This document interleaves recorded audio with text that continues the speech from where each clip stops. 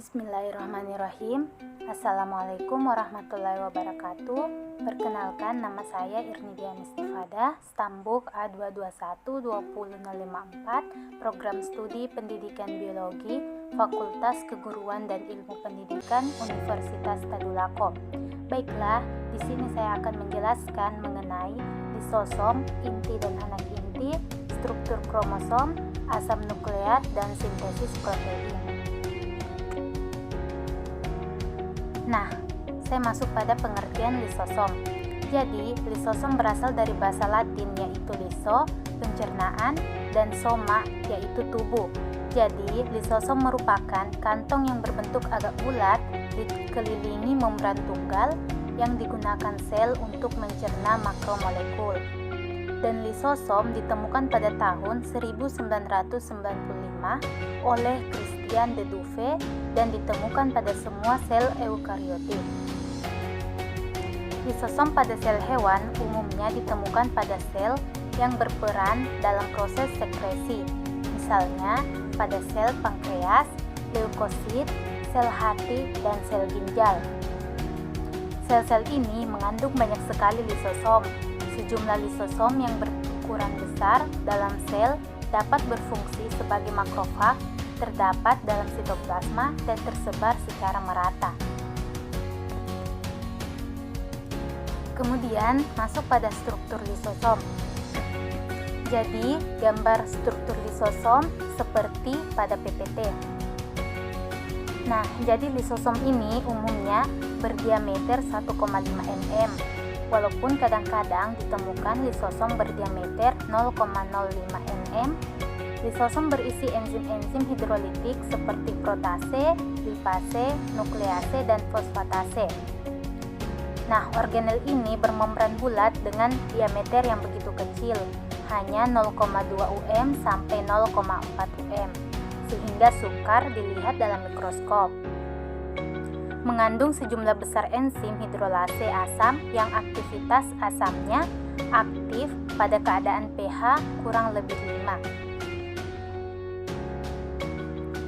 Secara umum, lisosom terdiri dari dua komponen utama, yaitu membran lisosom dan enzim hidrolitik. Enzim hidrolitik sendiri ada berbagai macam jenisnya, tergantung substrat apa yang dicerna.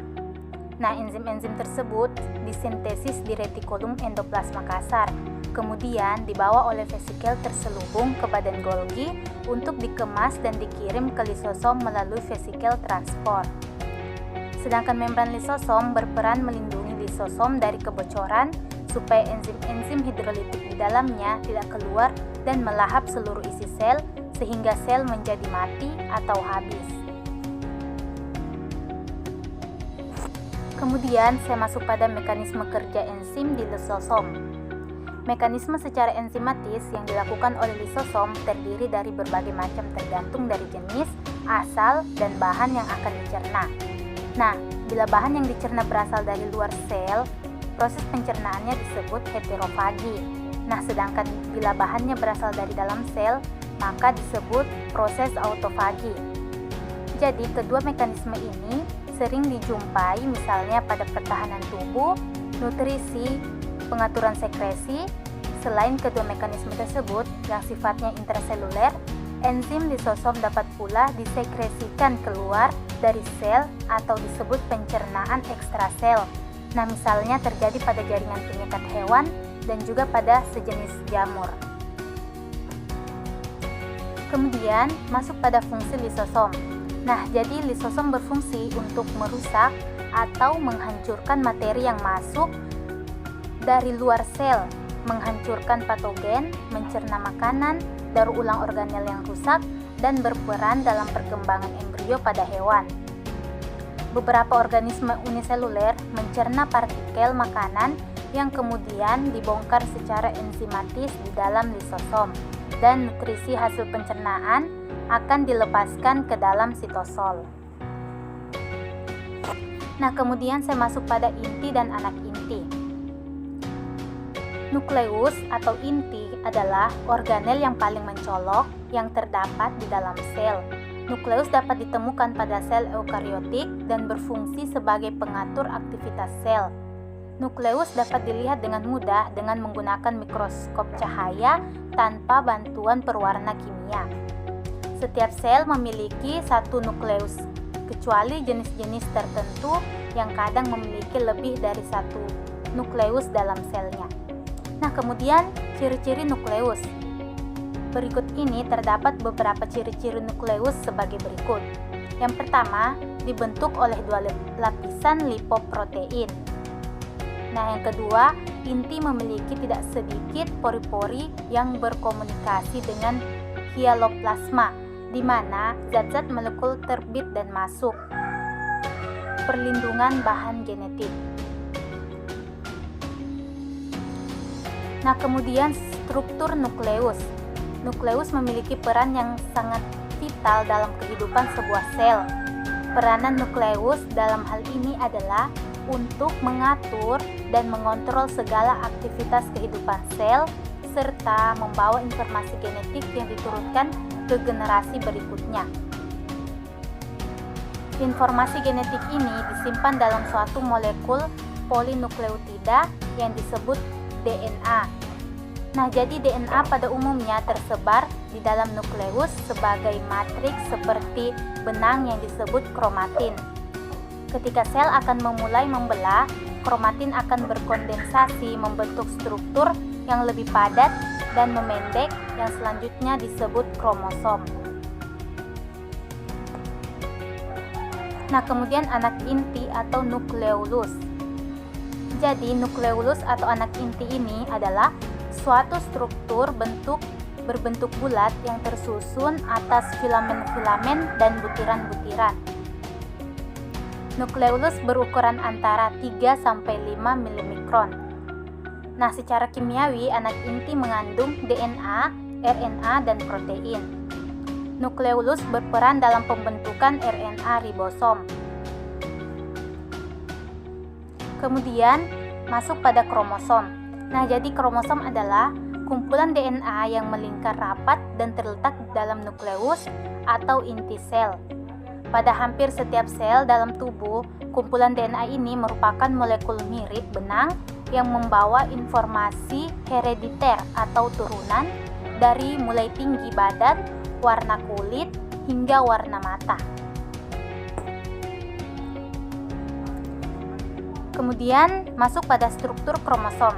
Yang pertama, yaitu kromatid, merupakan bagian lengan kromosom yang terikat satu sama lainnya.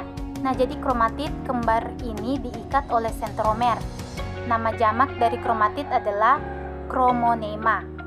Nah, jadi kromonema biasanya terlihat pada pembelahan sel masa profase dan kadang-kadang juga pada masa interfase. Nah, yang kedua yaitu sentrol. Nah, sentrol ini merupakan kromosom terdapat satu daerah yang tidak mengandung gen atau informasi genetik. Daerah ini dinamakan sentromer. Nah, pada masa pembelahan, sentromer merupakan struktur yang sangat penting. Di bagian inilah lengan kromosom atau kromatid saling melekat satu sama lain pada masing-masing bagian kutub pembelahan. Bagian dari kromosom yang melekat pada sentromer dikenal dengan istilah kinetokor. Nah, kemudian masuk pada kromomer. Kromomer ini adalah struktur berbentuk manik-manik yang merupakan akumulasi dari materi kromatid yang kadang-kadang terlihat pada pembelahan masa interfase. Nah, pada kromosom yang telah mengalami pembelahan berkali-kali. Kemudian masuk pada telomer. Nah, jadi telomer adalah bagian berisi DNA pada kromosom. Fungsinya untuk menjaga stabilitas ujung kromosom agar DNA-nya tidak terurai. Nah, kemudian masuk pada asam nukleat. Nah, jadi asam nukleat adalah biopolimer yang berbobot molekul tinggi dengan unit monomernya mononukleotida. Asam nukleat terdapat pada semua sel hidup dan bertugas untuk menyimpan dan mentransfer genetik. Kemudian menerjemahkan informasi ini secara tepat untuk mensintesis protein yang khas bagi masing-masing sel. Nah, kemudian masuk pada struktur asam nukleat. Yang pertama yaitu struktur asam deoksiribonukleat atau DNA. Asam ini adalah polimer yang terdiri atas molekul-molekul deoksiribonukleotida yang membentuk rantai polinukleotida yang panjang. Molekul DNA yang panjang ini terbentuk oleh ikatan antara atom C nomor 3 dengan atom C nomor 5 pada molekul deoksiribosa dengan perantaraan gugus fosfat. Nah, yang kedua yaitu struktur asam ribonukleat atau RNA. Nah, jadi asam ribonukleat adalah suatu polimer yang terdiri dari molekul-molekul ribonukleotida. Seperti DNA, asam ribonukleat terbentuk oleh adanya ikatan antara atom C nomor 3 dengan atom C nomor 5 pada molekul ribosa dengan perantaraan gugus fosfat. Nah, kemudian sintesis protein.